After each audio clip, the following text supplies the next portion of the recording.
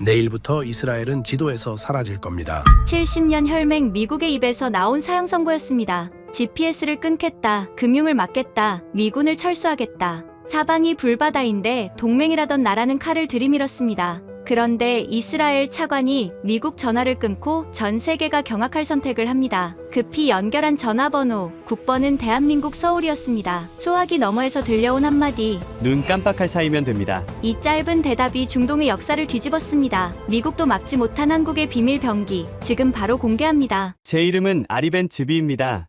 이스라엘 국방부 사무차관이자 30년간 조국의 안보를 책임져온 전략가죠. 저는 살면서 수많은 전쟁을 겪었습니다. 걸프전의 스커드 미사일, 하마스의 로켓포, 그 모든 위협 속에서도 저는 두 다리를 뻗고 잘 수 있었습니다. 우리에게는 아이언돔이라는 그 누구도 뚫을 수 없는 강철 우산이 있었으니까요. 하지만 그날 밤 저는 난생 처음으로 뼈에 사무치는 공포를 느꼈습니다. 텔아비브 지하 30m 국방부 지휘 통제실. 평소라면 냉철한 기계음과 타자 치는 소리만 들려야 할 이곳이 아수라장으로 변해 있었습니다. 메인 스크린에는 붉은 점들이 비 오듯 쏟아지고 있었어요. 방공 통제관의 목소리가 찢어질 듯 울려 퍼졌습니다. 목표 추적 실패, 레이더가 따라가질 못합니다. 놈들이 회피 기동을 하고 있어요.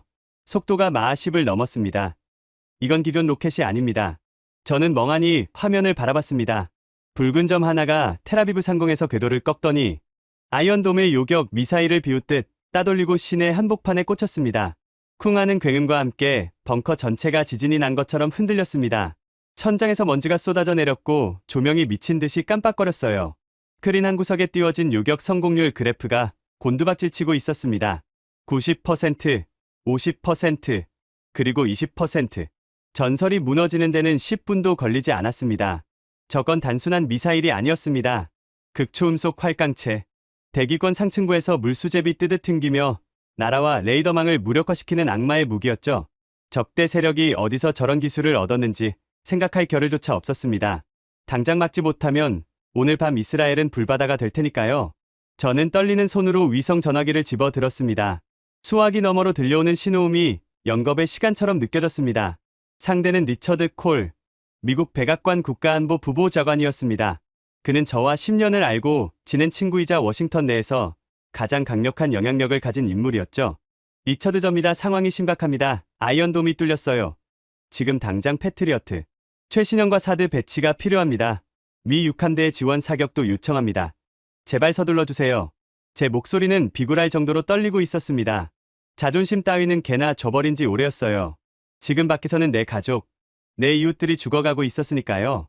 그런데 수화기 너머에서 들려오는 리처드의 목소리는 소름 끼칠 정도로 차분했습니다. 마치 남의 나라 날씨 이야기를 하는 것처럼요. 아리, 진정해요. 우리 위성으로 다 보고 있습니다. 상황이 안 좋더군요. 텔아비브 북부 발전소가 날아갔다면서요. 보고만 있지 말고 병력을 보내달란 말입니다. 리처드, 우린 동맹이잖습니까? 상호방위 조약 잊었습니까? 리처드가 낮은 숨을 내쉬더니 천천히 말을 이었습니다. 동맹 중요하죠. 하지만 아리, 세상에 공짜 점심은 없다는 거 잘 알지 않습니까? 대통령께서 이번 지원에 대해 몇 가지 조건을 거셨습니다. 조건. 지금 사람이 죽어나가는데 조건이라니요. 저는 이를 악물고 물었습니다. 원하는 게 뭡니까? 방위비 분담금 인상입니까? 아니면 가자지구 철수입니까? 뭐든 들어줄 테니 당장 요격 미사일부터 보내요. 아니요, 돈 문제는 아닙니다. 우린 좀 더 확실한 보증을 원해요. 모사드가 관리하는 중동 전체의 휴민트 정보망, 그리고 블랙리스트 원본 데이터를 우리 CIA 서버와 실시간으로 연동해 주십시오. 저는 제 귀를 의심했습니다.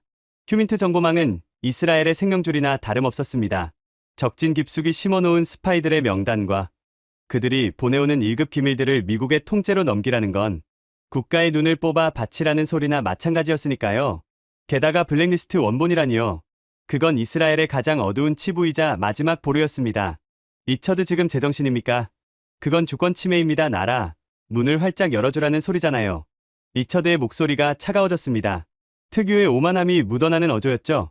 아리, 선택은 당신들 몫입니다.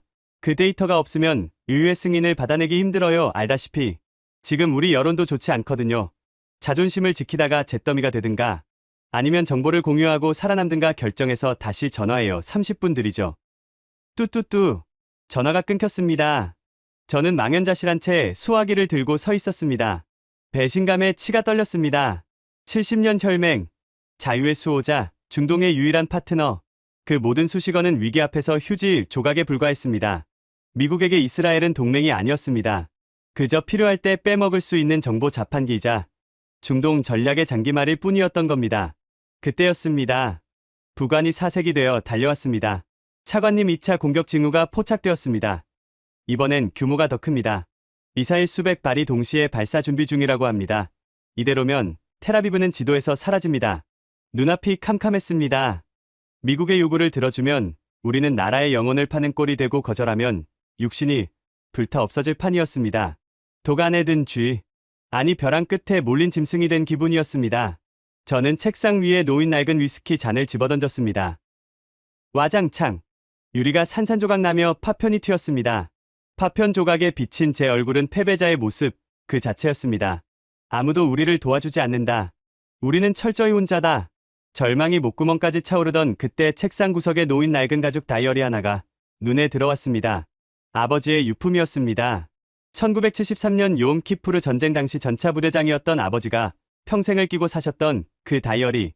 아버지는 돌아가시기 전 제게 이 다이어리를 건네며 알 수 없는 말씀을 남기셨습니다. 아리 언젠가 너가 도저히 풀 수 없는 문제를 만날 때가 올 거다. 사방이 적으로 둘러싸이고 믿었던 친구마저 등을 돌릴 때 그때 이 마지막 장을 펴보거라. 거기에 답이 있을지도 모른다. 저는 홀린 듯 다이어리를 집어들었습니다. 누렇게 바랜 종이, 잉크 냄새가 희미하게 배어있는 그곳. 떨리는 손으로 마지막 장을 펼쳤습니다.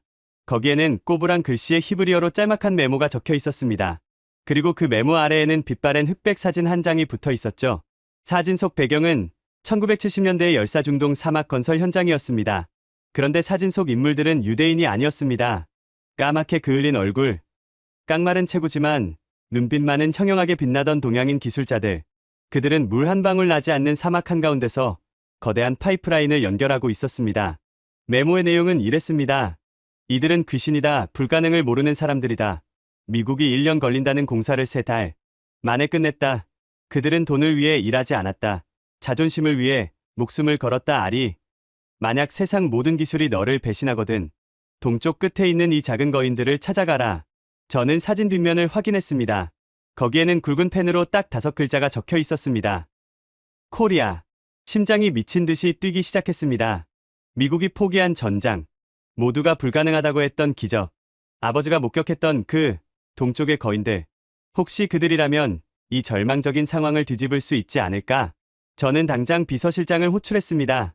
지금 당장 한국 대사관 무관을 연결해. 그리고 내 전용 회선을 보안 채널로 돌려. 미국 CIA가 절대 도청할 수 없는 라인으로. 비서실장이 당황하며 물었습니다. 차관님, 한국이라니요? 지금 미국과 협상 중이지 않습니까? 리처드 보좌관이 알면 난리가 날 겁니다. 제가 소리쳤습니다. 미국은 우리를 버렸어. 30분 뒤면 우린 다 죽어 지푸라기라도 잡아야 한단 말이다. 당장 연결해. 그것은 미친 짓이었습니다. 세계 최강 미국을 따돌리고 극동의 나라의 국가의 운명을 거는 도박이었으니까요. 하지만 저는 알 수 없는 확신에 사로잡혀 있었습니다. 아버지의 다이어리가 그 사진 속 동양인들의 눈빛이 저에게 말하고 있는 것 같았거든요. 우리는 포기하지 않는다라고요. 전화 온결음이 울렸습니다. 1번, 2번, 3번. 그리고 찰나의 침묵 뒤에 낮고 묵직한 목소리가 들려왔습니다. 여보세요, 대한민국 방위사업청 특사 한승우입니다. 벤, 집이 차관님 연락 기다리고 있었습니다. 소름이 돋았습니다. 제가 연락할 줄 알았다는 듯한 저 침착함. 마치 우리 상황을 꿰뚫어 보고 있는 듯한 태도. 저는 침을 꿀꺽 삼키며 물었습니다. 당신들, 막을 수 있습니까? 저 악마 같은 미사일을 막을 수 있냐고요? 한승우 특사가 짧게 대답했습니다. 눈 깜빡할 사이면 됩니다. 눈 깜빡할 사이. 그 짧은 대답이 텔아비브의 운명을, 아니 제 인생을 송두리째 바꾸게 될 줄은 꿈에도 몰랐습니다. 과연 한국이 말하는 눈 깜빡할 사이의 기적은 무엇일까요? 그리고 뒤늦게 이 사실을 알게 될 미국의 분노를 우리는 감당할 수 있을까요? 이제 주사위는 던져졌습니다. 이야기는 지금부터가 진짜입니다. 눈 깜빡할 사이면 됩니다. 전화기 너머에서 들려온 그 짧은 한마디가 제 귓가에 이명처럼 맴돌았습니다. 눈 깜빡할 사이. 미국 레이시온사의 기술진들이 최소 3달은 걸린다고 했던 시스템 복구를 순식간에 해결하겠다는 말. 그건 오만이거나 혹은 미친 자신감이었습니다. 하지만 저는 그 목소리에서 기이할 정도의 평온함을 느꼈습니다. 마치 내일 해가 뜨는 것이 당연하듯 요격도 당연하다는 듯한 말투. 전화를 끄는 저는 멍하니 허공을 응시했습니다. 벙커 안은 여전히 시끄러웠습니다. 참모들은 서로 고함을 지르며 미국과의 핫라인을 다시 연결하려 애쓰고 있었고, 전원판의 붉은 점들은 마치 악성 바이러스처럼 이스라엘 영토를 잠식해가고 있었죠. 그 아비규환 속에서 저는 다시 책상 위에 놓인 아버지의 다이어리로 시선을 돌렸습니다. 누렇게 바랜 가족 표지. 곳곳이 달코해진 그 낡은 수첩이 마치 저에게 말을 거는 것 같았습니다. 저는 떨리는 손으로 다이어리의 중간 부분을 펼쳤습니다. 아버지가 1976년 사우디아라비아 주베일 산업항 공사 현장에서 남기신 기록들이었죠.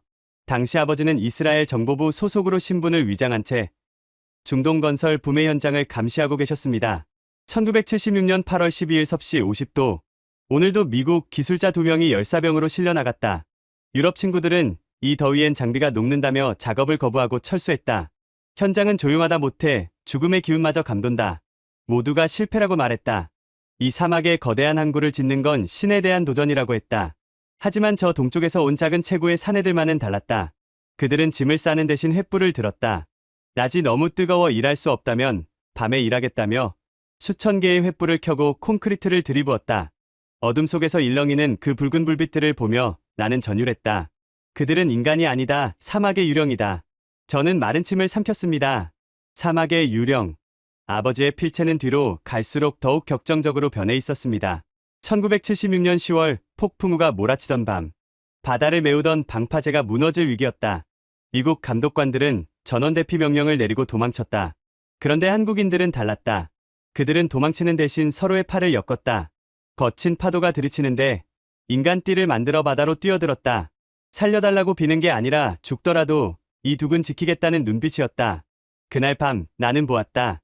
돈이 아니라 자존심을 위해 목숨을 거는 민족이 있다는 것을. 그리고 그들은 기어이 해냈다. 미국이 3년 걸린다고 했던 공정을 단 6달 만에 끝내버렸다. 이건 기적이 아니다. 이건 도끼다. 아버지는 그날의 충격을 잊지 못하셨던 겁니다. 페이지 사이에서 툭 하고 무언가가 떨어졌습니다. 동전만 한 크기의 녹슨 쇳조각이었습니다. 자세히 보니 투박하게 깎아 만든 펜던트였죠. 뒷면에는 서툰 영어로 이렇게 새겨져 있었습니다. We can do it. 우리는 할 수 있다. 그리고 그 아래에 작게 새겨진 한글 이름 박일도. 아버지가 생전 술에 취하시면 자주 하시던 말씀이 떠올랐습니다. 아리 내가 받은 훈장이 수십 개지만 내 인생 최고의 훈장은 이거란다. 그 한국인 반장이 떠날 때 내 손에 쥐어준 이 쇳조각 말이다. 그들은 약속을 목숨보다 귀하게 여기는 사람들이야. 저는 쇳조각을 손에 꽉 쥐었습니다. 차가운 금속의 감촉이 손바닥을 파고들었습니다. 그 순간 머릿속을 꽉 채우고 있던 안개가 걷히는 기분이었습니다. 미국은 우리에게 계산서를 내밀었습니다. 그들은 우리의 생명을 담보로 거래를 하려 했죠. 하지만 아버지의 기억 속 한국인들은 달랐습니다. 그들은 불가능한 상황에서도 약속을 지키기 위해 바다에 몸을 던졌습니다. 지금 우리에게 필요한 건 최첨단 무기 재원표가 아니었습니다. 바로 저 무모하리만치 뜨거운 의지. 우리를 거래해 대상이 아닌 지켜야 할 파트너로 봐줄 진짜 친구가 필요했던 겁니다. 저는 자리에서 벌떡 일어났습니다. 의자의 바퀴가 요란한 소리를 내며 뒤로 밀려났습니다. 참모들이 놀란 눈으로 저를 쳐다봤습니다. 차관님 어디 가십니까? 지금 백악관에서 다시 연락이. 저는 부관의 말을 잘랐습니다. 리처드에게 전에 30분 뒤에 다시 건다고. 그리고 지금부터 내 동선은 1급 기밀이다. 경호팀도 다 물러라고 해. 네, 하지만 차관님 지금 밖은 위험합니다. 미사일이 언제 떨어질지 모릅니다.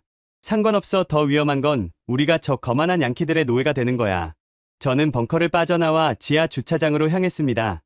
평소 타던 방탄 리무진 대신 구석에 주차된 허름한 업무용 세단을 골랐습니다. 시동을 걸자 낡은 엔진 소리가 지하 주차장을 울렸습니다. 핸들을 잡은 손에 땀이 찼습니다. 지금부터 제가 하려는 행동은 반역에 가까웠습니다. 미국 CIA는 분명 모사드의 통신망을 감청하고 있을 테고 텔아비브 시내 곳곳에는 그들의 정보원들이 깔려 있을 겁니다. 제가 한국과 접촉하려 한다는 사실을 알게 되면 그들은 수단과 방법을 가리지 않고 방해할 겁니다. 어쩌면 제 목숨을 노릴 수도 있겠죠. 하지만 저는 엑셀을 밟았습니다. 차는 미친 듯이 속도를 높여 벙커 출구를 빠져나왔습니다. 매캐한 연기가 자욱한 텔아비브의 밤거리. 멀리서 들려오는 앰뷸런스 소리와 타오르는 건물의 불빛이 지옥도를 그리고 있었습니다. 저는 백미러를 확인하며 골목길로 차를 꺾었습니다. 목적지는 벤 구리온 국제공항이 아니었습니다. 그곳은 이미 미국의 감시하에 있을 테니까요.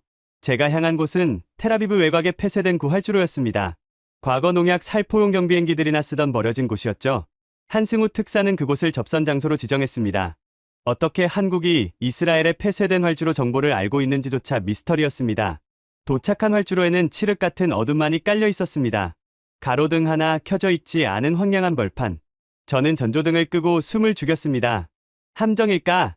혹시 미국이 파놓은 덫은 아닐까? 의심이 꼬리에 꼬리를 물던 그때였습니다. 밤하늘 저 멀리서 희미한 엔진 소리가 들려왔습니다. 제트 엔진의 날카로운 소음이 아니었습니다. 육중하고 묵직한 프로펠러 소리. 어둠 속에서 거대한 그림자 하나가 활주로로 내려앉고 있었습니다.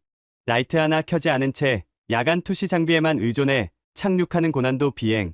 바퀴가 지면에 닿는 소리조차 들리지 않을 만큼 부드러운 착륙이었습니다. 그것은 민간 화물기로 위장한 수송기였습니다. 동체 옆면에 칠해진 프레쉬 카고 신선 화물이라는 글자가 달빛에 희미하게 번들거렸습니다. 신선식품 수송기. 기가 막힌 위장이었습니다. 미국 위성도 저게 채소나 나르는 비행기라고 생각했겠죠. 비행기가 멈추고 뒷문이 천천히 열렸습니다. 그리고 그 안에서 한 남자가 걸어 나왔습니다. 단정한 슈트 차림에 서류 가방 하나를 든 남자. 한승우 특사였습니다.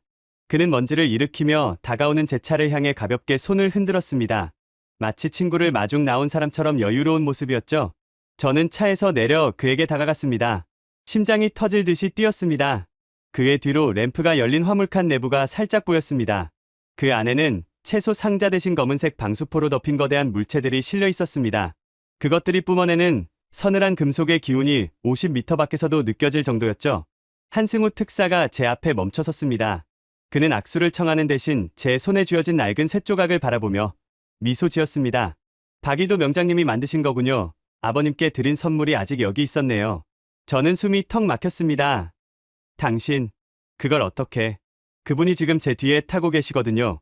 은퇴하신 지 10년이 넘었는데 이스라엘에 간다고 하니 링거줄을 뽑고 따라오셨습니다. 자기 친구의 아들이 위험하다는데 잠이 오겠냐면서요. 저는 뒷머리를 한 대 얻어맞은 기분이었습니다. 아버지가 말했던 사막의 유령, 그 전설 속의 인물이 지금 저 비행기 안에 있다는 겁니다. 70대의 노구가 되어 링거줄을 뽑고 이 전쟁터까지 날아왔다는 겁니다. 단지 친구의 아들을 돕겠다는 일념 하나로요. 한승우 특사가 시계를 확인하며 말했습니다. 차관님 감동은 나중에 하시죠. CIA 감청 위성이 이 지역 상공을 지나가기까지 정확히 12분 남았습니다. 그 안에 사라져야 합니다. 어디로 갑니까? 벙커로 돌아가나요? 한승우가 고개를 저으며 화물기 쪽을 가리켰습니다. 아니요, 한국으로 갑니다. 네, 한국이라니요. 지금 이스라엘을 비유란 말입니까? 백문이 불여의견이라고 했습니다. 차관님이 직접 눈으로 확인하셔야 합니다.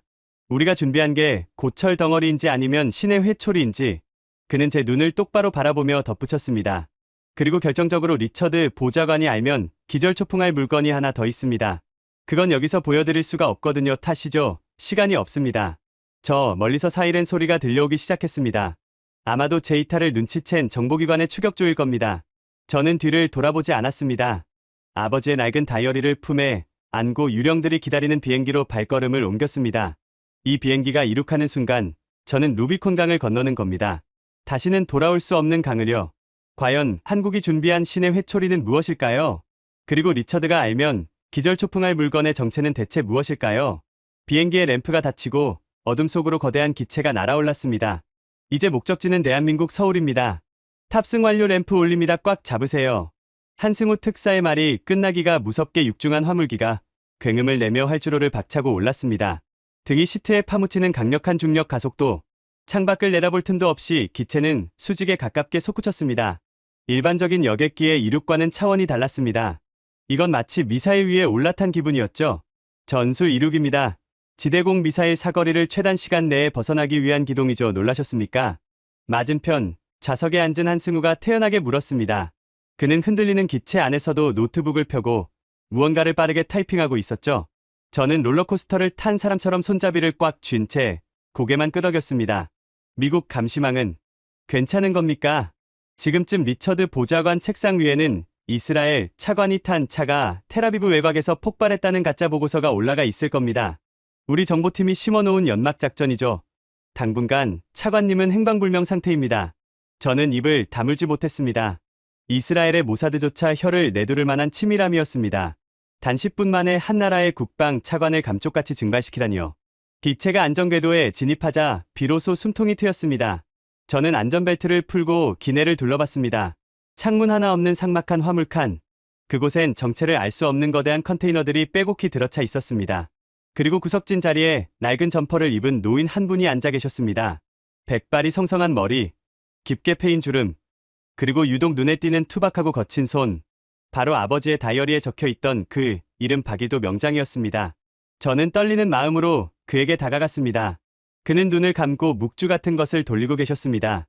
가까이 가보니 녹주가 아니었습니다. 그것은 닳고 다른 볼트와 너트를 엮어 만든 기묘한 팔찌였습니다. 어르신, 아리 벤 즈비입니다. 벤 즈비 장군의 아들입니다. 노인이 천천히 눈을 떴습니다. 그 눈빛은 나이를 잊은 듯 맑고 깊었습니다.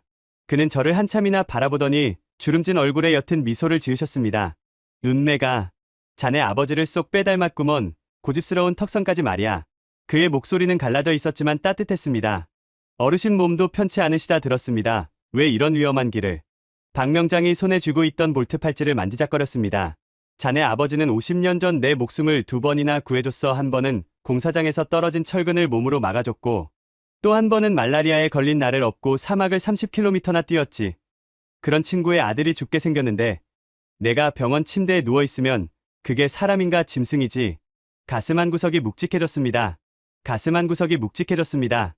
생면부지의 외국인을 위해 70대 노인이 목숨을 걸고 날아오다니. 이것이 한국인들이 말하는 정의라는 걸까요? 아니면 아버지 세대가 공유했던 전우애 같은 걸까요? 그때 조종석에서 기장의 방송이 흘러나왔습니다. 화물칸 벽면에 있던 작은 창들의 덮개가 자동으로 올라갔습니다. 저는 무심코 창밖을 내다보다가 비명을 지를 뻔했습니다.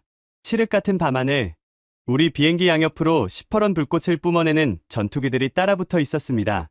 날렵한 형상의 스텔스기, 미국의 F-35와 비슷해 보였지만 꼬리 날개에 선명하게 박힌 태극 마크가 달랐습니다. KF-21 보람에 대한민국이 독자 개발한 4.5 세대 전투기였습니다. 그것도 무려 4대가 우리 비행기를 호위하고 있었습니다. 한승우가 제 옆으로 다가와 씩 웃었습니다. 등골이 오싹해졌습니다. 한국은 지금 진심이었습니다. 단순히 무기를 팔려는 세일즈맨의 태도가 아니었습니다. 자신들의 손님을 지키기 위해 우방국인 미국과도 맞짱을 뜨겠다는 결기. 그 살벌한 의지가 전투기의 엔진 불꽃처럼 타오르고 있었습니다. 비행기는 오산 공군기지가 아닌 더 남쪽으로 향했습니다. 도착한 곳은 서해안에 위치한 안흥 종합시험장, 한국 미사일 개발의 성지라 불리는 곳이었습니다. 활주로에 내리자마자 군용 지프들이 우리를 에워쌌습니다. 레드카펫도 환영 인파도 없었습니다. 대신 완전 무장한 특수부대원들의 삼엄한 경계만이 있었죠. 한승우는 저를 지프 뒷좌석에 밀어넣다시피 태웠습니다. 숨 돌릴 틈도 없는 강행군. 하지만 저는 불만은커녕 오히려 안도감을 느꼈습니다. 지금 이 순간에도 텔아비브의 시계는 돌아가고 있었으니까요. 지프는 어둠 속을 질주해 거대한 벙커 입구로 들어갔습니다. 지하 깊숙한 곳에 위치한 통제실. 그곳은 텔아비브의 벙커보다 훨씬 더 현대적이고 거대했습니다. 수십 개의 대형 스크린이 벽면을 가득 채우고 있었고 수백 명의 연구원들이 하얀 가운을 입고 분주하게 움직이고 있었습니다. 마치 공상과학 영화의 한 장면 같았습니다. 한승우가 중앙 스크린을 가리켰습니다. 화면이 켜졌습니다. 배경은 이스라엘의 네게브 사막. 가상의 적 미사일들이 발사되는 장면이 나타났습니다. 아니, 저건. 저는 눈을 크게 떴습니다. 화면 속 미사일의 궤적은 어제 텔아비브를 타격했던 그 극초음속 미사일과 똑같았습니다. 불규칙하게 춤을 추며 날아오는 악마의 궤적. 한승우의 설명은 정확했습니다. 우리가 실패한 원인을 정확히 짚어내고 있었죠.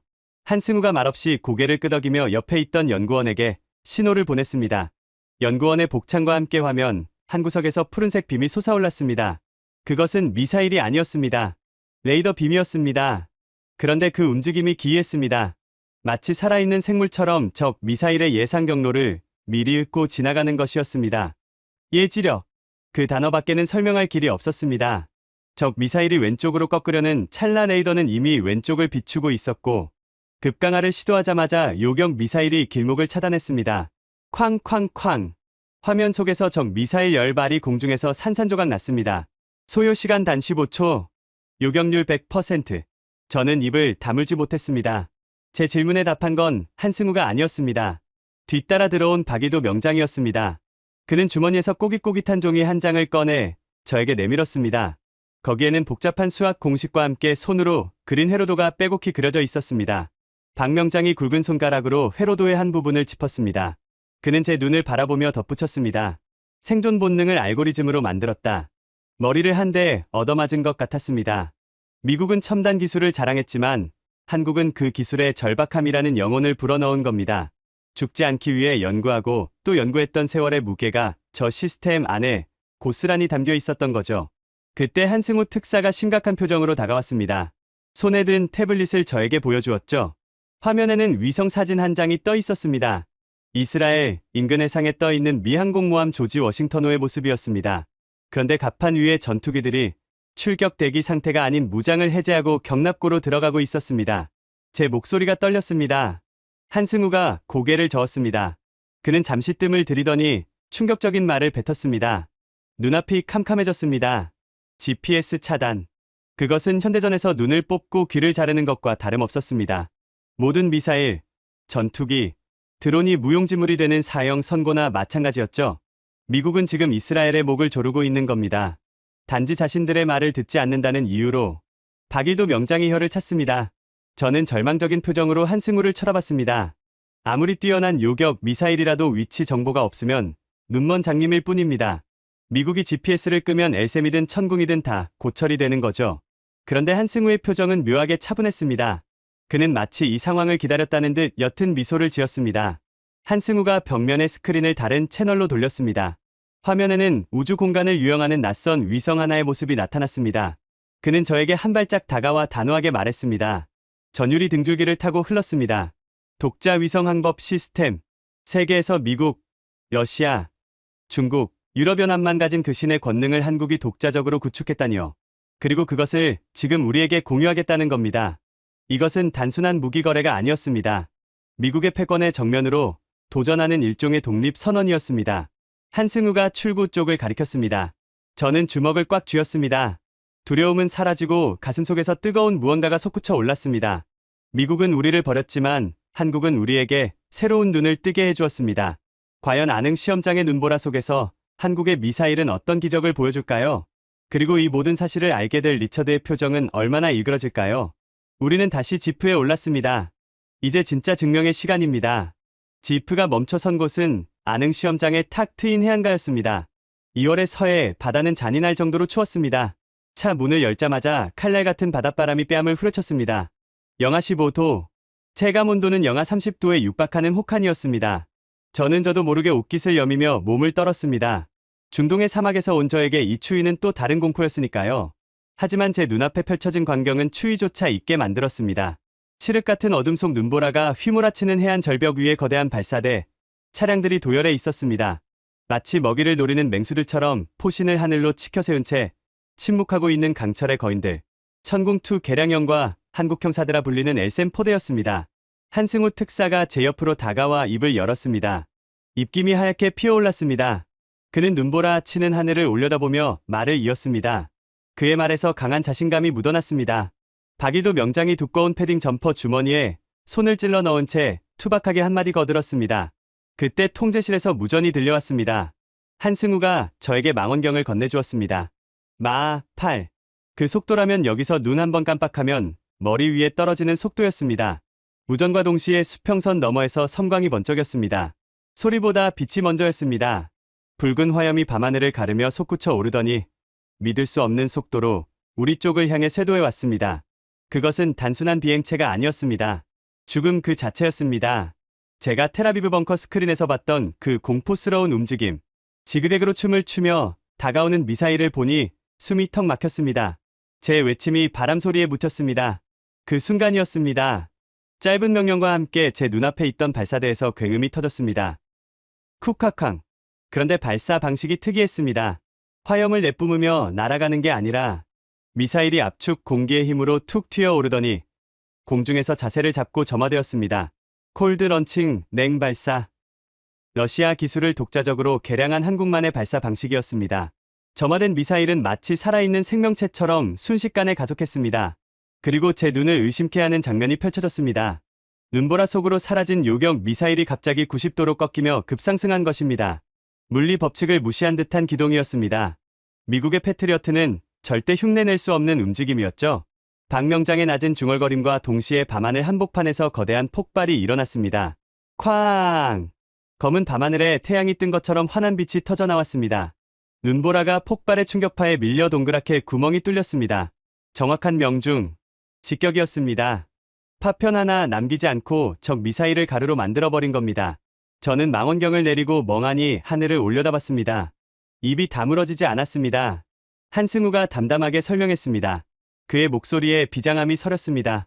살기 위해서 만들었다. 그 말이 제 가슴을 후벼 팠습니다. 이스라엘과 한국, 두 나라는 너무나 닮아 있었습니다. 적들에게 둘러싸인 고립된 섬, 생존이 곧 국가의 목표인 나라들. 박명장이 덧붙였습니다. 그때 두 번째 경보가 울렸습니다. 이번엔 한 발이 아니었습니다. 적어도 순항미사일 두 발과 고고도 탄도 미사일 두 발이 동시에 날아오고 있었습니다. 가장 막기 까다롭다는 파상 공세. 저는 긴장해서 주먹을 꽉 쥐었습니다. 아무리 뛰어난 시스템이라도 동시에 네 발을, 그것도 서로 다른 고도로 날아오는 걸 막을 수 있을까? 하지만 발사대는 당황하지 않았습니다. 마치 피아노 건반을 두드리듯 네 개의 발사관이 리듬감 있게 열렸습니다. 퉁퉁퉁퉁. 네 발의 요격 미사일이 시간차를 두고 튀어 올랐습니다. 그리고 각자 다른 방향으로 흩어졌습니다. 마치 약속이라도 한 듯 두 발은 바다 위를 스치듯 낮게 깔려 날아갔고 나머지 두 발은 수직으로 솟구쳤습니다. 잠시 후 밤하늘 곳곳에서 동시다발적인 불꽃놀이가 시작되었습니다. 펑펑펑펑. 네 번의 섬광, 네 번의 굉음. 단 한 발의 오차도 없었습니다. 눈보라 속에서 피어오른 네 개의 불꽃은 그 어떤 예술 작품보다 아름답고 처절했습니다. 그것은 완벽한 방패였습니다. 저는 다리에 힘이 풀려 주저앉을 뻔했습니다. 이것이 한국의 기술이구나. 세상이 케이팝에 열광할 때 이들은 보이지 않는 곳에서 이런 괴물을 만들고 있었구나. 저는 떨리는 목소리로 한승우에게 물었습니다.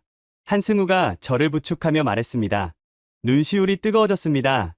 미국은 돈을 요구하며 우리의 영혼을 내놓으라 했지만 한국은 과거의 은혜를 갚겠다며 방패를 내밀었습니다. 누가 진짜 우방입니까? 누가 진짜 동맹입니까? 저는 결심했습니다. 미국의 협박 따위는 두렵지 않다. 이 방패만 있다면 우리는 미국의 그늘에서 벗어나 진짜 독립을 할 수 있다. 그때였습니다. 한승우의 주머니에 있던 위성 전화가 요란하게 울리기 시작했습니다. 벨소리가 눈보라 소리를 뚫고 날카롭게 파고들었습니다. 한승우의 표정이 굳어졌습니다. 그는 전화를 받지 않고 액정만 확인하더니 저에게 보여주었습니다. 발신자 정보는 없었습니다. 하지만 메시지 한 줄이 선명하게 떠 있었습니다. 누가 보냈는지 직감할 수 있었습니다. 리처드 콜. 그가 알아챈 겁니다. 우리가 한국에 있다는 것을, 그리고 우리가 금기시된 거래를 하고 있다는 것을. 한승우가 전화를 주머니에 넣으며 차갑게 말했습니다. 한승우가 눈보라 치는 하늘을 올려다보며 서늘한 미소를 지었습니다. 그의 뒤로 거대한 미사일 발사대가 웅장하게 서 있었습니다. 바람이 더 거세졌습니다. 하지만 저는 더 이상 춥지 않았습니다. 제 가슴 속에는 안흥의 불꽃놀이가 남긴 뜨거운 열기가 타오르고 있었으니까요. 미국의 반격이 시작되었습니다. 하지만 우리에겐 아직 공개하지 않은 카드가 남아 있습니다. 전쟁은 지금부터입니다. 그 불길한 문자 메시지를 본 순간 제 심장은 쿵 하고 내려앉았습니다. 리처드 콜. 그가 드디어 칼을 빼든 겁니다. 안흥 시험장의 열기는 순식간에 식어버렸습니다. 제 아무리 뛰어난 미사일이라도 정치라는 거대한 벽 앞에서는 무력한 법이니까요. 우리는 서둘러 헬기에 올랐습니다. 다음 목적지는 창원이었지만 제 마음은 이미 텔아비브에 가 있었습니다. 헬기가 이륙하자마자 제 개인 암호 통신망으로 긴급 연락이 들어왔습니다. 화면 너머의 이스라엘 총리는 사색이 되어 있었습니다. 그의 뒤로 내각 장관들이 머리를 감싸쥐고 있는 모습이 보였습니다. 총리의 목소리는 떨리고 있었습니다. 천하의 이스라엘 총리가 저렇게 공포에 질린 모습은 처음이었습니다. 총리가 마른 침을 삼키며 말을 이었습니다. 미군 철수. 그 단어가 주는 무게감은 상상 이상이었습니다. 중동 한복판에서 미군이 사라진다는 건 주변 아랍국들에게 이제 이스라엘을 공격해도 좋다는 신호를 보내는 것과 다름없었으니까요. 통신이 끊겼습니다. 검은 화면에 비친 제 얼굴은 하얗게 질려 있었습니다. 헬기 창밖으로 보이는 한국의 야경은 평화롭기 그지없었지만 제 속은 숯검정처럼 타들어가고 있었습니다. 미국의 힘은 역시나 압도적이었습니다. 우리가 발버둥 칠수록 더 강하게 목을 조여왔죠. 한승우 특사가 저에게 따뜻한 커피를 건넸습니다. 저는 체념한 듯 고개를 떨구었습니다. 아버지가 말한 기적은 여기까지인 것 같았습니다. 현실의 벽은 너무나 높고 단단했으니까요. 그때 한승우가 제 어깨를 잡고 돌려세웠습니다. 그의 눈빛은 흔들림 없이 단호했습니다. 한승우가 창밖을 가리켰습니다. 그의 말이 맞을지도 모릅니다. 하지만 옳고 그름을 따지기에 상황은 너무 급박했습니다. 특사님 말씀은 알겠습니다. 하지만 당장 GPS가 끊기면 우린 장님이 됩니다. 한국의 독자 위성. 좋아요. 하지만 그걸 이스라엘 시스템에 연동하려면 최소 몇 주는 걸릴 거 아닙니까? 그 사이 미사일이 날아오면 우린 다 죽습니다. 현실적인 문제였습니다. 시스템 통합은 하루아침에 되는 게 아니니까요. 한승우가 빙그레 웃었습니다. 그래서 우리가 창원으로 가는 겁니다. 차관님이 걱정하시는 그 문제 이미 1년 전에 해결해 놨거든요. 네? 1년 전이라니요. 우린 오늘 처음 만났지 않습니까? 이스라엘이 우리에게 손을 내밀지 않을 때부터 우리는 이미 준비하고 있었습니다. 언젠가 당신들이 우리를 필요로 할 날이 올 거라는 걸 알았으니까요. 우리는 미리 옷을 맞춰놓고 기다리고 있었던 겁니다. 소름이 돋았습니다. 한국은 미래를 보고 있었던 걸까요? 아니면 이 모든 상황을 예측하고 시나리오를 짜놓았던 걸까요? 헬기가 고도를 낮추기 시작했습니다. 어둠 속에서 거대한 불빛의 바다가 나타났습니다. 창원 국가산업단지, 대한민국 방위산업의 심장이자 밤에도 잠들지 않는 철의 도시. 수백 개의 공장 굴뚝에서 뿜어져 나오는 하얀 연기가 도시 전체를 감싸고 있었습니다. 헬기가 한 공장의 옥상 헬기장에 착륙했습니다. 로터 소리가 잦아들기도 전에 공장 문이 열리고 한 무리의 엔지니어들이 뛰어나왔습니다. 그들의 손에는 태블릿 PC와 설계도면들이 들려 있었습니다. 그중 리더로 보이는 중년의 남자가 한승우에게 달려와 경례를 붙였습니다. 특사님 준비 완료되었습니다. 이스라엘 통신 규격에 맞춘 변환 모듈. 생산 끝났습니다. 지금 바로 선적 가능합니다. 변환 모듈. 제가 의아해하자 한승우가 설명했습니다. 이걸 꽂는 순간 이스라엘의 모든 레이더와 발사되는 한국 위성 신호를 받아들이게 됩니다. 플러그 앤 플레이 꽂기만 하면 바로 작동합니다. 소프트웨어 연동. 그건 이 칩 안에 다 들어있습니다. 저는 입을 다물지 못했습니다. 그들은 이미 칩까지 만들어 놓고 있었던 겁니다. 마치 우리가 올 것을 알고 있었던 것처럼. 한승우가 제 손에 작은 칩 하나를 쥐어주었습니다. 손톱만한 그 칩이 묵직하게 느껴졌습니다. 이게 있으면 미국의 GPS 차단은 무용지물입니다. 오히려 더 정밀해집니다. 센티미터 단위 오차까지 잡아내니까요. 이걸 들고 가십시오. 그리고 총리님께 보여주세요. 우리가 준비한 대답이 이거라고. 하지만 두려움은 여전히 남아 있었습니다. 이걸 가져간다고 해도 미국이 미군을 철수시키면요, 경제 제재를 가하면요, 우린 그걸 버틸 힘이 없습니다. 한승우가 저를 공장 안으로 이끌며 말했습니다. 차관님, 미국은 장사꾼입니다. 손해보는 장사는 절대 안 합니다. 이스라엘에서 철수한다고요? 천만에요. 그건 중동 패권을 포기한다는 소린데 미치지 않고서야 그럴 리가 없죠. 그건 그냥 겁주기용 허풍입니다.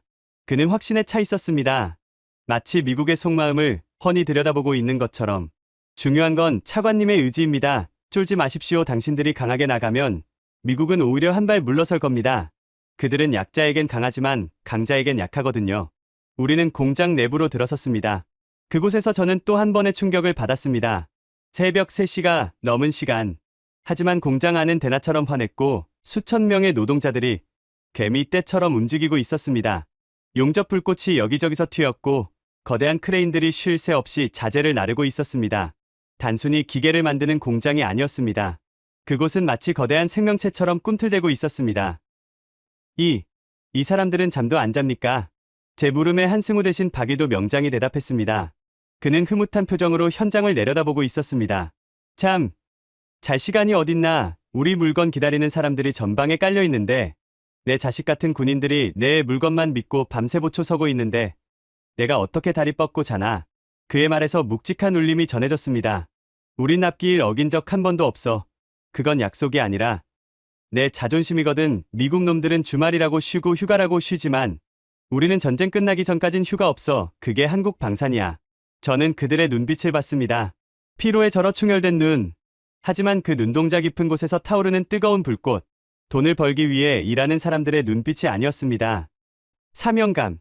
누군가를 지키겠다는, 조국을 지키겠다는 비장한 사명감이 그 공장 전체를 휘감고 있었습니다. 그 순간 깨달았습니다. 미국이 우리에게 준 것은 계산서였지만 한국이 우리에게 주고 있는 것은 혼이라는 것을. 저 칩 안에는, 저 미사일 안에는 이 사람들의 피와 땀, 그리고 간절한 염원이 담겨 있었던 겁니다. 제 주머니 속 전화기가 다시 울렸습니다. 이번엔 총리가 아니었습니다. 발신번호 제안. 전화를 받자 익숙하지만 소름 끼치는 목소리가 들려왔습니다. 리처드 콜이었습니다. 아리 내 인내심을 시험하지 마. 창원에 있는 거 다 알고 있어. 지금 당장 그 공장에서 나와. 그리고 빈손으로 돌아와. 안 그러면 내일 아침 텔아비브 등신은 휴지 조각이 될 거야. 그의 목소리는 더 이상 친구의 것이 아니었습니다. 악마의 속삭임이었죠. 예전 같았으면 저는 공포에 질려 네 알겠습니다 하고 뛰어나갔을 겁니다. 하지만 지금은 달랐습니다. 제 눈앞에는 밤을 잊은 채 불꽃을 튀기는 수천 명의 한국인들이 있었고 제 손에는 그들이 만든 작지만 강력한 칩이 쥐어져 있었습니다. 그리고 제 가슴 속에는 박일도 명장의 자존심이라는 단어가 깊이 박혀 있었습니다. 저는 숨을 깊게 들이쉬었습니다.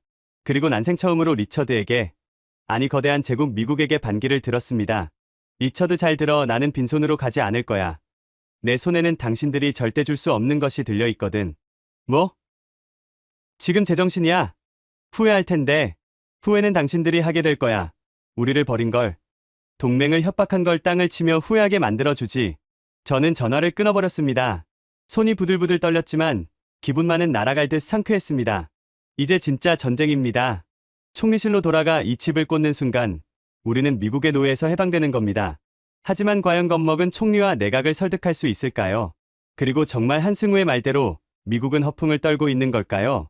우리는 다시 공항으로 향했습니다. 이제 마지막 결전의 장소 텔아비브로 돌아갑니다. 그곳에서 저의 운명, 아니 이스라엘의 운명이 결정될 것입니다. 아직 끝나지 않았습니다.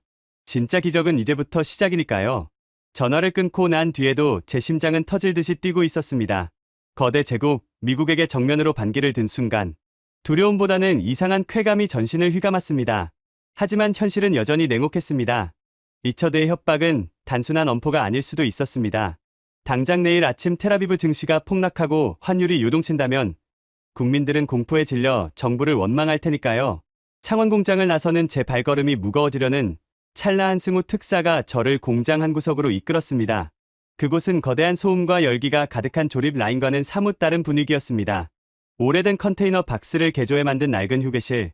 벽면에는 안전 제일이라는 문구와 함께 1970년대, 80년대 공장, 노동자들의 흑백 사진들이 걸려 있었습니다.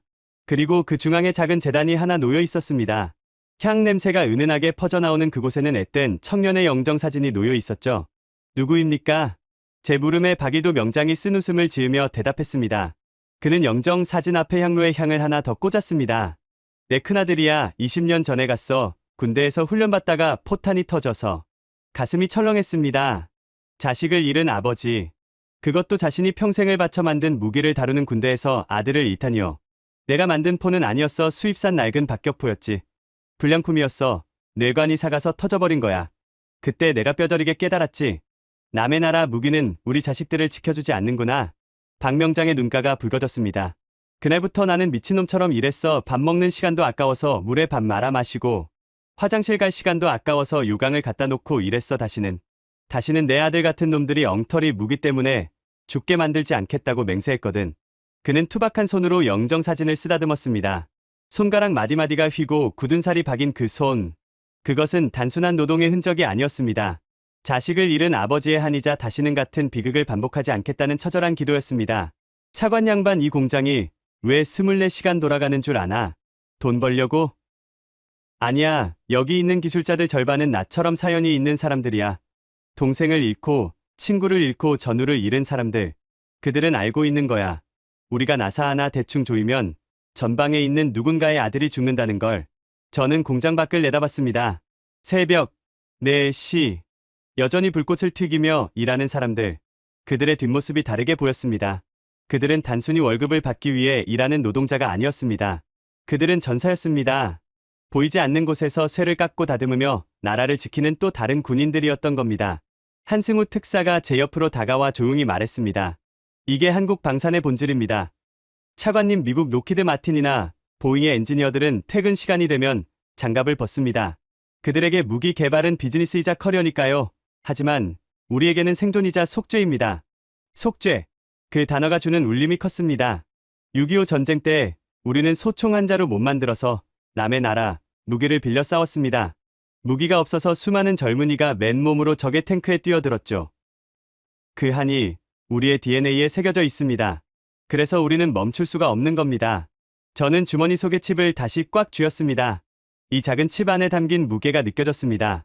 단순한 반도체 덩어리가 아니었습니다. 박이도 명장의 눈물, 이름 모를 청년들의 희생, 그리고 대한민국이라는 나라가 겪어온 70여 년의 고통과 극복의 역사가 이 안에 압축되어 있었던 겁니다. 이스라엘도 비슷했습니다. 홀로코스트의 비극, 수많은 전쟁, 끊임없는 테러 위협. 우리 역시 다시는 당하지 않겠다는 일념으로 살아왔으니까요. 하지만 어느 순간부터 우리는 편안함에 취해 있었습니다. 미국이라는 거대 동맹의 그늘 아래서 스스로를 지킬 힘을 기르는 대신 로비와 외교에만 매달렸던 겁니다. 자체 기술 개발보다는 미국산 무기를 사오는 게 더 싸고 편하다는 논리로 우리 기술자들을 홀대했습니다. 그 결과가 오늘의 비극이었습니다. 제가 부끄러워졌습니다. 국방 차관이라는 작자가 안보를 핑계로 편한 길만 찾으려 했으니까요. 영장님, 이 칩 제가 가져가도 되겠습니까? 박 명장이 저를 보며 고개를 끄덕였습니다. 가져가게, 그리고 꼭 지켜주게. 자네 나라 국민들도 누군가의 귀한 자식들이잖아. 그들이 맘 편히 잠잘 수 있게 해주게. 그의 당부는 짧지만 강렬했습니다. 저는 고개를 숙여 깊이 인사했습니다. 명심하겠습니다. 반드시 지키겠습니다. 우리는 공장을 나섰습니다. 동이 트기 시작했습니다. 멀리 창원 앞바다 너머로 붉은 해가 솟아오르고 있었습니다. 밤새도록 멈추지 않았던 공장의 기계 소리가 마치 거인의 심장 박동 소리처럼 들렸습니다. 잠들지 않는 거인들, 대한민국. 이 작은 나라가 어떻게 세계적인 방산 강국이 되었는지 이제 알 것 같았습니다. 그들은 잠들지 않았기 때문입니다. 모두가 쉴 때 깨어 있었고 모두가 포기할 때 다시 일어섰기 때문입니다. 다시 비행기에 올랐습니다. 이제 텔아비브로 돌아가는 길. 제 마음가짐은 올 때와는 완전히 달라져 있었습니다. 두려움은 사라지고 확신이 자리 잡았습니다. 미국이 돈으로 우리를 올가매려 한다면 우리는 한국의 혼으로 맞서면 됩니다. 진정한 힘은 달러에서 나오는 것이 아니라 지키고자 하는 의지에서 나온다는 것을 이제 알았으니까요. 기내에서 한승우 특사가 마지막 브리핑을 시작했습니다. 텔아비브 도착 즉시 한국형 방호 시스템 설치팀이 투입될 겁니다. 이미 민항기로 위장한 기술진 200명이 현지에 도착해 대기 중입니다. 200명이요? 언제 그렇게? 어제 저녁 차관님이 출발하시자마자 보냈습니다. 저희는 허락을 기다리지 않습니다. 상황이 발생하면 일단 움직이고 봅니다. 골든타임을 놓치면 다 죽으니까요. 정말 무서운 사람들입니다. 이런 추진력과 실행력이라니. 그리고 차관님 텔아비브 공항에 내리시면 기자들이 진을 치고 있을 겁니다. 리처드 보좌관이 이미 언론에 정보를 흘렸거든요. 이스라엘 차관이 독단적으로 한국과 접촉해 동맹을 깨려 한다고요. 아마 반역자 프레임을 씌우려 할 겁니다. 예상했던 바였습니다. 미국은 여론전을 펼쳐 저를 매장하고 이 계약을 무효화시키려 할 겁니다. 대비책이 있습니까? 있습니다. 한승우가 가방에서 서류 한 장을 꺼냈습니다. 이건 6.25 전쟁 당시 이스라엘이 한국에 보내준 구호 물자 목록입니다. 의약품, 식량, 모포. 비록 군대는 못 보냈지만 각 건국한 가난한 이스라엘이 십시일반 모아서 보내준 귀한 물건들이었죠. 저는 처음 보는 문서였습니다. 이걸 왜? 이걸 보여주십시오. 기자들에게, 그리고 국민들에게 우리가 왜 한국을 선택했는지. 돈 때문이 아니라 과거의 인연, 어려울 때 도왔던 친구의 의리를 지키기 위해서라고 말입니다. 감성에 호소하는 게 아닙니다. 명분을 만드는 겁니다. 배신자가 아니라 의리 있는 파트너라는 명분을. 감탄이 절로 나왔습니다. 한승우는 기술뿐만 아니라 외교와 여론전까지 꿰뚫고 있었습니다. 그는 단순한 세일즈맨이 아니라 난세의 전략가였습니다. 고맙습니다. 특사님, 큰 빚을 졌습니다. 빚은 저희가 갚는 겁니다. 70여 년 전에 받은 거 이제 이자 쳐서 갚는 거니 부담 갖지 마십시오. 비행기가 텔아비브 상공에 진입했습니다. 창밖으로 보이는 도시는 여전히 연기가 피어오르고 있었습니다. 하지만 어제와는 다르게 느껴졌습니다. 어제는 절망의 도시였지만 오늘은 희망의 도시로 보였습니다. 저 연기 너머 어딘가에 우리를 기다리는 국민들이 있습니다. 그리고 우리를 위협하는 미국의 그림자도 있겠죠? 하지만 더 이상 무섭지 않습니다. 제 주머니에는 한국의 혼이 담긴 칩이 있고 제 뒤에는 잠들지 않는 거인들이 버티고 있으니까요. 착륙합니다. 차관님, 준비되셨습니까? 네, 준비됐습니다. 저는 넥타이를 고쳐 매고 아버지의 다이어리를 가슴에 품었습니다. 이제 마지막 전쟁터로 들어갑니다. 리처드와의談判, 그리고 총리와 내각을 설득하는 일. 쉽지 않은 싸움이 되겠지만 저는 물러서지 않을 겁니다. 박이도 명장의 아들이, 그리고 제 아버지가 지켜보고 있으니까요. 비행기 바퀴가 활주로에 닿았습니다. 쿵! 그 진동이 제 심장을 다시 뛰게 만들었습니다. 자, 갑시다. 이스라엘의 새로운 역사를 쓰러. 텔아비브 총리관저 회의실의 문을 열었을 때 그곳은 이미 전쟁터나 다름없었습니다. 총알이 날아다니지는 않았지만 숨 막히는 침묵과 살기가 공기를 무겁게 짓누르고 있었죠. 긴 타원형 테이블 상석에는 총리가 핏기 없는 얼굴로 앉아 있었고 그 맞은편에는 리처드 콜이 팔짱을 낀 채 거만하게 다리를 꼬고 앉아 있었습니다. 마치 점령군 사령관이 패전국 장수를 신문하는 듯한 모습. 그의 뒤에는 미 대사관 직원들과 사성 장군 정복을 입은 미군 사령관이 도열해 있었습니다. 제가 들어서자 모든 시선이 쏠렸습니다. 리처드가 삐딱한 미소를 지으며 입을 열었습니다. 오, 우리의 영웅 아리 벤 즈비 차관이 돌아오셨군. 한국 공장의 매연 냄새를 잔뜩 묻히고 말이야. 그의 빈정거림에 미군 장성들이 킬킬거렸습니다. 저는 무시하고 총리에게 다가가 고개를 숙였습니다. 늦어서 죄송합니다. 총리님 보고 드릴 것이 있어 급히 왔습니다. 총리가 힘없는 목소리로 대답했습니다. 아리 이미 늦었네. 리처드 보좌관이 최후 통첩을 했어. 지금 당장 한국과의 모든 거래를 백지화하고 사과 성명을 발표하지 않으면 10분 뒤 뉴욕 증시 개장과 동시에 이스라엘 신용등급을 강등시키겠다고 하네. 신용등급 강등. 전쟁 중인 나라에서 그것은 경제적 사망 선고였습니다. 외국 자본이 썰물처럼 빠져나가고 환율이 폭등하면 미사일에 맞기 전에 굶어 죽게 될 테니까요. 리처드가 손목시계를 두드리며 재촉했습니다. 시간이 없어요. 차관 5분 남았군. 자, 어서 그 주머니에 있는 싸구려 칩이나 내놓고 항복 선언문에 서명하시지. 우리가 자비를 베풀 때 기회를 잡으라고. 내각 장관들이 저에게 애원하는 눈빛을 보냈습니다. 제발 리처드의 말을 들으라고. 자존심이고 뭐고 일단 살고 보자고 눈으로 말하고 있었죠. 하지만 저는 알고 있었습니다. 지금 무릎을 꿇으면 우리는 영원히 일어설 수 없다는 것을. 한번 노예가 되면 주인은 더 가혹한 채찍을 휘두를 뿐이라는 것을요. 저는 주머니에서 한승우 특사가 준 칩을 꺼냈습니다. 그리고 반대쪽 주머니에서는 꼬깃꼬깃한 사진 한 장을 꺼냈습니다. 박이도 명장이 아들의 영정사진 앞에서 향을 피우던 그 사진이었습니다. 저는 그 두 가지를 리처드 앞 테이블 위에 던지듯 올려놓았습니다. 탁! 싸구려 칩.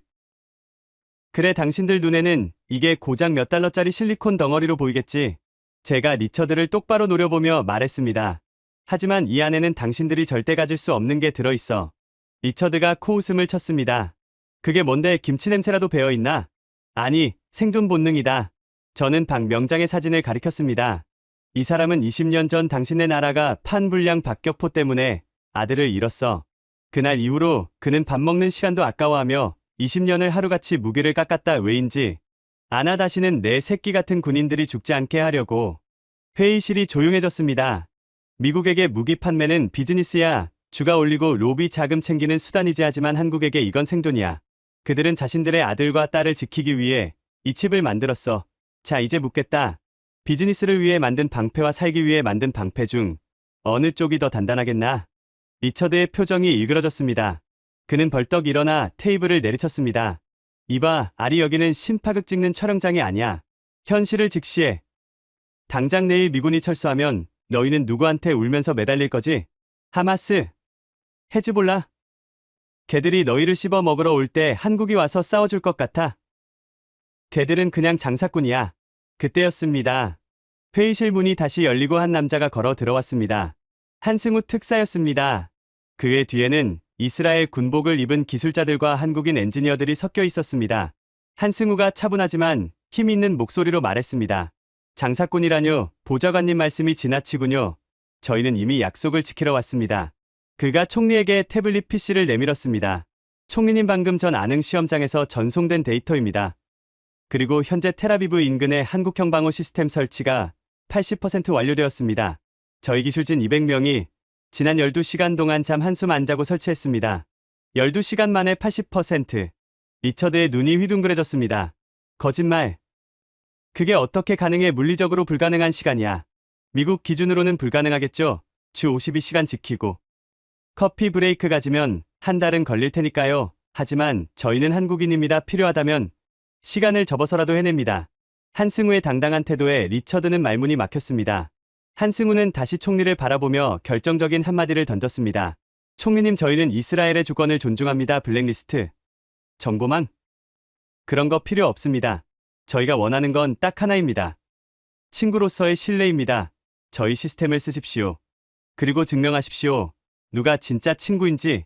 총리의 눈동자가 흔들렸습니다. 미국의 협박과 한국의 진심 사이에서 그는 갈등하고 있었습니다. 리처드가 마지막 카드를 꺼냈습니다. 그는 어딘가로 전화를 걸려는 신용을 하며 소리쳤습니다. 좋아, 갈 때까지 가보자고. 지금 당장 워싱턴에 연락해서 GPS 차단 승인 요청하겠어.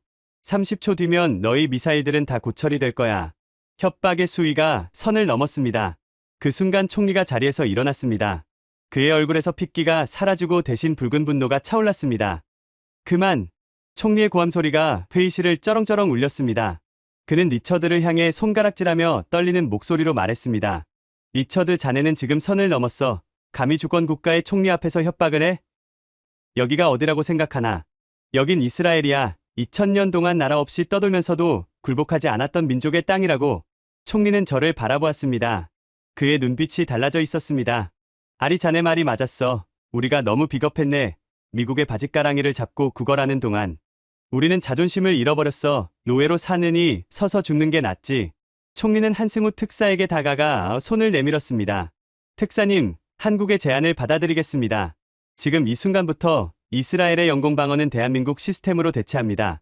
총리, 지금 미쳤어? 후회할 거야. 리처드가 악을 썼지만 이미 상황은 끝났습니다.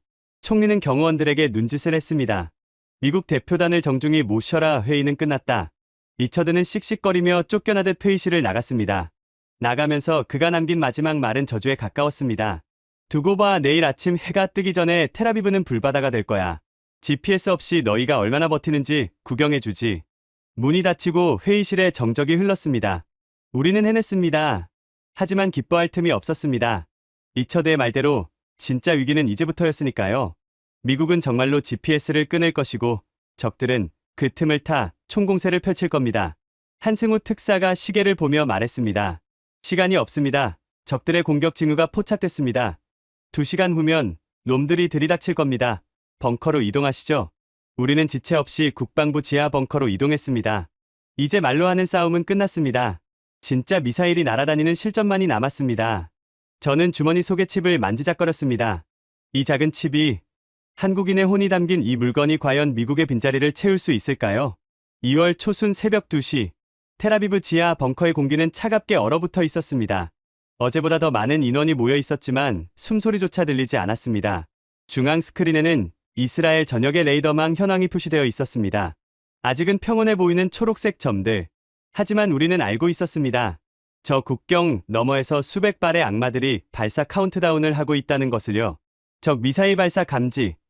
1차 파상 공세 시작됩니다. 수량 150발 이상. 통제관의 다급한 외침과 함께 사이렌이 울렸습니다.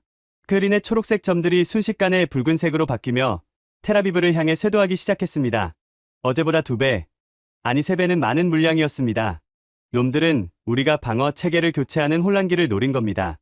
거리 300km, 도달 시간 5분. 긴장감이 최고조에 달한 순간 갑자기 벙커 내의 모든 스크린이 지직거리며 검게 변했습니다. 경고 GPS 신호 소실 위치 정보 수신 불가. 붉은색 경고창이 모든 모니터를 덮었습니다. 리처드가 기어이 저지른 겁니다. 미국이 관리하는 군사 위성 GPS 신호를 차단해버린 거죠. 레이더가 먹통입니다. 미사일 궤도 추적 불가. 요격 미사일 발사 통제 장치 락다운. 벙커는 순식간에 아수라장이 되었습니다. 눈먼 장님이 된 레이더는 허공만 휘젓고 있었고 요격 미사일들은 목표물을 찾지 못한 채 발사관 속에 갇혀버렸습니다. 총리가 사색이 되어 저를 쳐다봤습니다. 아리, 이게 어떻게 된 건가? 한국 시스템은 작동하는 건가? 저는 등 뒤에 서 있는 한승우 특사를 바라봤습니다. 그는 팔짱을 끼고 스크린을 응시하고 있었습니다. 그의 표정은 소름 끼칠 정도로 침착했습니다. 특사님, 지금입니다. 한승우가 고개를 끄덕이더니 통제석에 앉아있는 한국인 엔지니어에게 짧게 명령했습니다. KGSS 전환 한국형 독자 위성 항법 시스템 가동. 라저, 시스템 전환. 엔지니어가 엔터키를 힘차게 눌렀습니다. 탁! 그 순간 기적이 일어났습니다. 검게 죽어있던 스크린들이 일제히 깜빡이더니 선명한 고해상도 지도로 바뀌었습니다. 아까보다 훨씬 더 정밀하고 또렷한 화면. 미국 GPS가 5m 오차였다면 이건 1cm 단위까지 잡아내는 초정밀 영상이었습니다. 신호 복구 완료. 한국 위성 8기가 이스라엘 상공을 커버하고 있습니다. 데이터 수신율 100%. 이스라엘 통제관들이 환호성을 질렀습니다. 이건 미쳤어. 적 미사일의 열화상까지 보여요. 탄두 동류까지 식별됩니다. 거리 150km 요격 시퀀스 가동. 한승우가 저에게 다가와 말했습니다. 보십시오 차관님, 이게 한국의 눈입니다. 미국이 끈 불을 우리가 다 식혔습니다. 이제 남은 건 요격이었습니다. 한국형 LSM과 천궁2 포대가 움직이기 시작했습니다. 미국 시스템과는 달랐습니다. 사람이 일일이 버튼을 누를 필요가 없었습니다. 박일도 명장이 말했던 생존 본능 알고리즘이 스스로 판단하고 결심했습니다. 화면 속에서 수백 개의 푸른색 점들이 솟아올랐습니다. 한국의 요격 미사일들이었습니다. 그들은 망설임 없이 적 미사일을 향해 날아갔습니다. 마치 자석에 이끌리듯 너기를 낚아채는 매처럼 정확한 궤적을 그리며 쾅! 벙커 안에서도 느낄 수 있는 미세한 진동이 발바닥을 타고 전해졌습니다. 스크린 속에서 붉은 점들이 하나둘씩 사라졌습니다. 불꽃놀이처럼 터져나가는 적의 미사일들. 1차 요격 성공률 98%. 잔여 미사일 3발, 2발. 전탄 격추 확인. 와!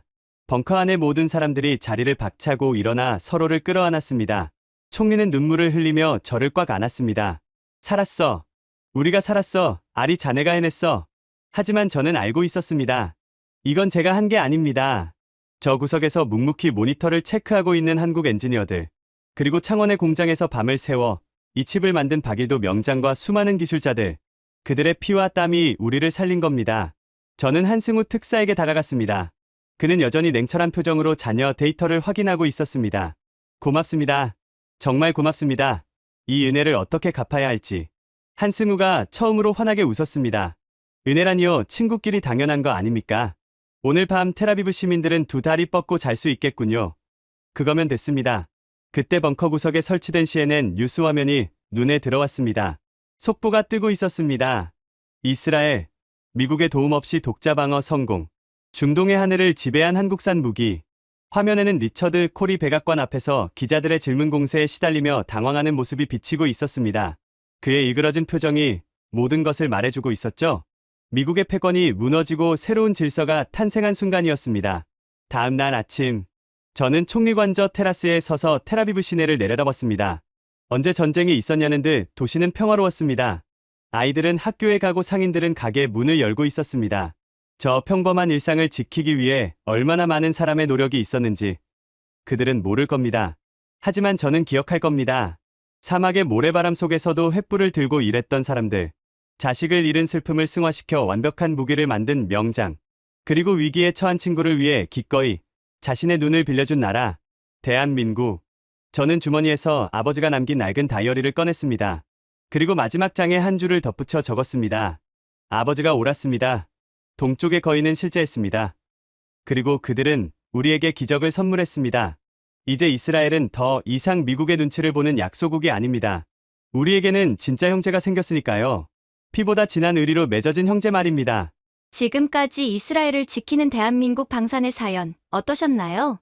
돈과 힘의 논리가 지배하는 냉혹한 국제사회에서 신의와 약속을 지키는 나라가 있습니다. 우리가 흘린 피와 땀이 이제는 누군가의 생명을 지키는 가장 단단한 방패가 되었습니다.